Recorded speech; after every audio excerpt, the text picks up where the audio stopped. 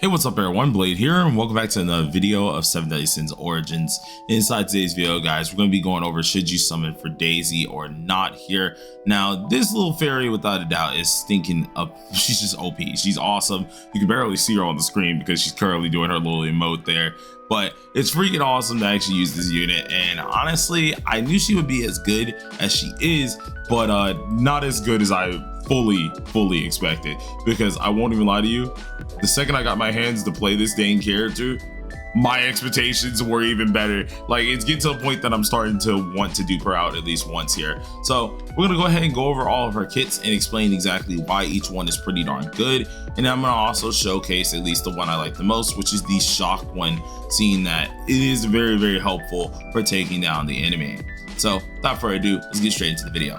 So for the Daisy build here, you have 3 different weapons you can work with. You got the sword and shield, which are DPS, the grimoire, which is pretty good for supporting, and then the wand, which is the other side of supporting. All 3 of these weapons are pretty darn decent. I think the one that you're probably going to use the least, unless you're using a lightning based team, is going to be the wand.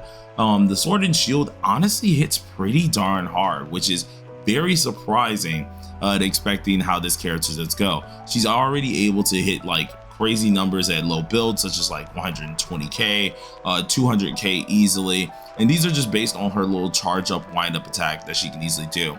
So first things first, breaking down the actual sword and shield.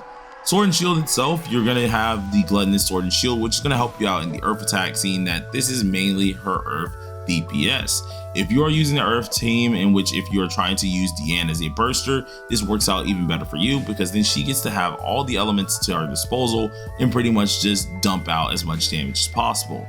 Some teams that can make this very possible for her is teams with Deanne, Elaine, and Manny, or Deanne, Elaine, and King, to really at least optimize how her earth team could really be. Now with the sword and shield, not only is she just able to deal some crazy damage, everything's going to be revolving around her ultimate move, her energy charge levels, which increase her damage based on the magic gauge, and the more of that you do have, the more damage she's able to pretty much pump out, which is going to be insanely worth it. Now during the same phase too, she is able to increase damage taken and make it so that she's also able to increase her ultimate move damage overall, which is like a stacking period every time that she gets a hit with one of her little moves here, which is going to be the ultimate attack here. Based on this ultimate attack going ahead and hitting, you are consuming your magic gauge, or consuming a lot of it here, but you increase your damage based on it, and if you are hitting someone, obviously the energy charge is allowing the move to continue stacking up that said damage, which is freaking great. I think this character overall, especially with the sword and shield, you can easily notice that it's more of that unga bunga type play, where you're getting a ton of things out of this. You're able to increase your magic charge efficiency. Your ultimate moves are actually hitting pretty darn hard, but the real star of the show is going to be one of her moves called the Help Me DUMBY, right? Once she summons DUMBY here, pretty much her moves does kind of change themselves to some extent, and what you're going to end up doing is one of the moves, which let's go ahead and showcase this here. Once we go ahead and get into Help Me DUMBY here, which we're going to try to summon him real fast, your moves are going to change, right? Well, this move right here is the straight up knock him out central. You charge that mug up to when the circle gets filled, not hypercharge it like I just did. Charge that mug up and he's going to absolutely deck the crap out of anything in front of you. Now this is going to be based on if you got your charges. You do want to use your auto attacks and such like that to really build up a lot more of the stacks that you do need. But let's say I used it against this, right, which I highly doubt they're going to deal a lot of damage, right? Go ahead and get our stacks up. If I charge this on up, bop, we hit an easy 75, right? And that's just an easy 75, and that wasn't even on a crazy crit.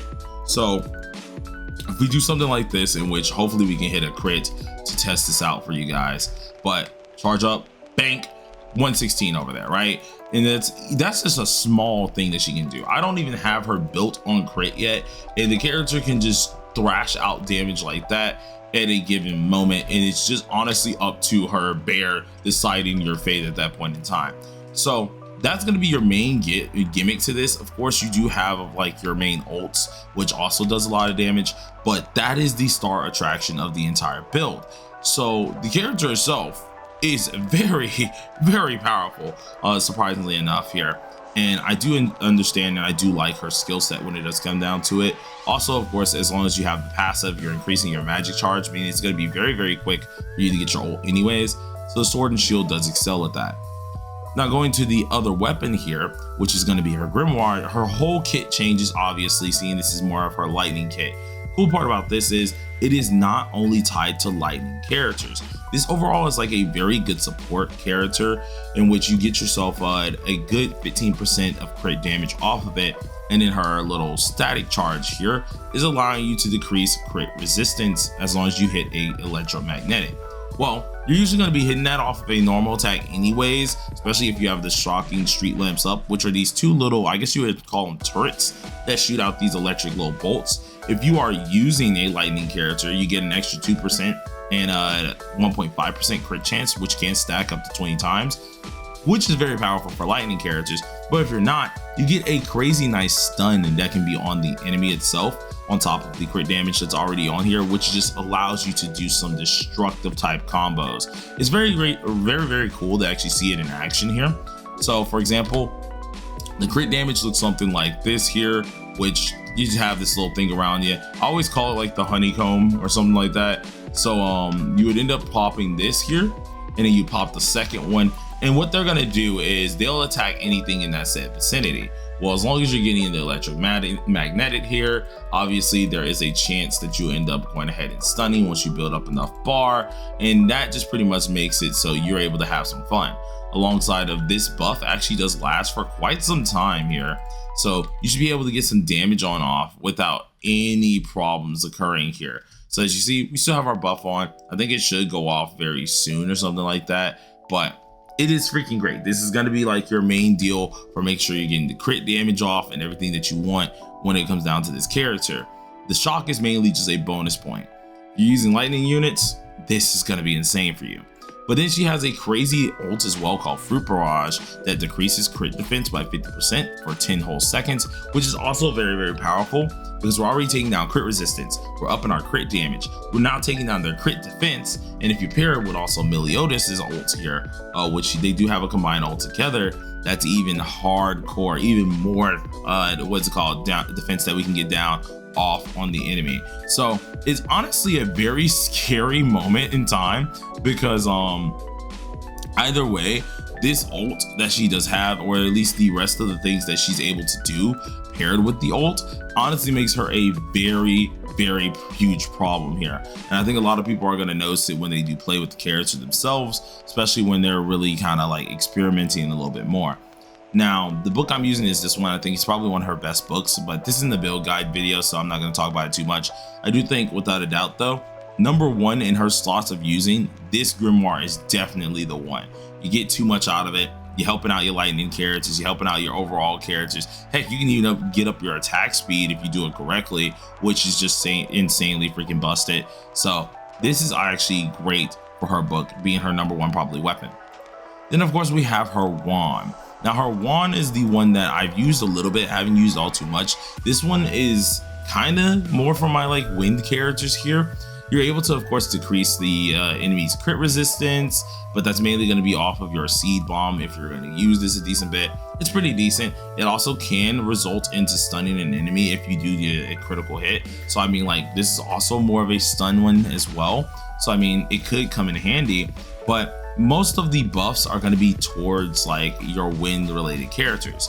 If we go ahead and take a look at the passive here, she's able to inflict wind seed for 20 seconds each time an allied hero attacks results in critical damage. Well, wind seed itself is decreasing wind resistance whenever you're striking a critical hit, which is pretty darn helpful. But once again, it is a wind base, so this is more or less going to your winded characters. So if you wanted to use like DPS a lane or something, it could possibly work.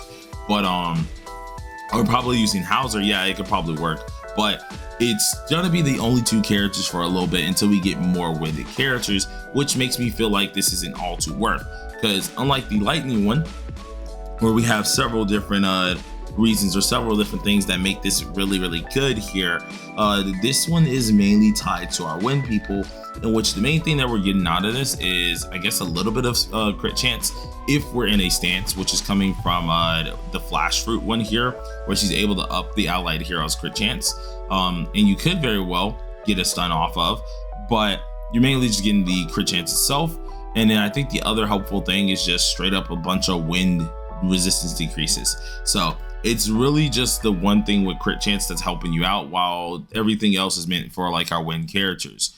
So this weapon itself, although tried it, it is pretty decent. It's just not the best in my opinion.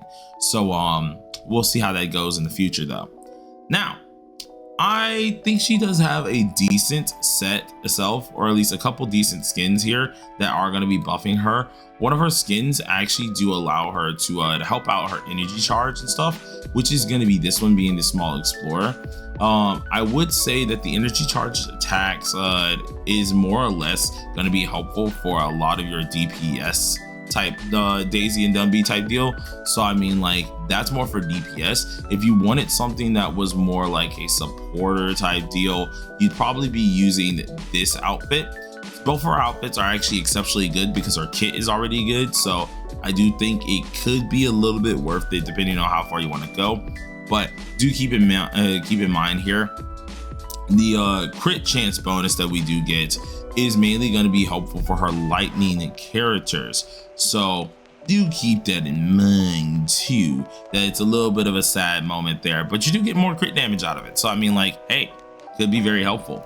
Just depends on what you were only do and when you want to do it. But overall, those are her 3 things here, and I want to show the one that I have the most fun with before I tell you should you pull, should you not pull here. So let's go ahead and go do like ORGOT or something here real fast, because I know ORGOT's a very quick boss as well. So we'll go ahead, go do this one and show you guys the weapon I like, in which the weapon of choice for me is definitely the what's it called, the Grimoire. So let's make sure we're on the right one. Yep, we're on our book here, and let's get started. So this, I don't know if I can convince you here if you did want to summon, or if you didn't want to summon here, then nothing's gonna convince you. But I do personally think that this is a good character to go for. And for my folks who say should you summon, I definitely think you should be summoning for this character, even if you're a little bit of a free to play. So I think the only way you probably won't summon is if you're just not interested in OC characters, which if you're not interested in OC characters, no shun to that. Okay, this is not for everybody. But I will say that she is a very powerful character. I've seen some people try to like downplay her as if she just was not a really good unit, and that's just not true. So we're gonna go ahead and give this a shot. And as you can see, we got the stun off, we have our crits up here. He's continuously being stunned, so this is just allowing me to do whatever I want. And then if we wanted to get our ult back or anything, we would just end up having the combo ult and be able to do it that way. But we didn't even need the combo ult, we didn't even need the back attack, and you guys saw we were just able to shred down the boss using Meliodas, thankfully to the crit and crit damage that she ended up providing for the whole team, which I do think is freaking fantastic. This is probably one of my favorite just ones for her, being with the book. Obviously you could use the swords, you could use the wands. I would say probably the order of priorities is going to be the book being the best weapon, the sword and shield being her second best, and then the wand being her third, at least until we get more wind related characters. Then her wand might be her second, sword and shield might be her third, but we'll have to end up seeing. But what I say is, I do think you should be summoning. If you're free to play, definitely think you should be summoning. If you're a person that just loves big numbers or just loves a lot of buffs here, this character is worth summoning. She actually ends up replacing Manny to some degree, but you're going to be going back and forth depending on the team that you're playing with. So without further ado, hopefully you guys enjoyed the video. Until next time, everybody, peace.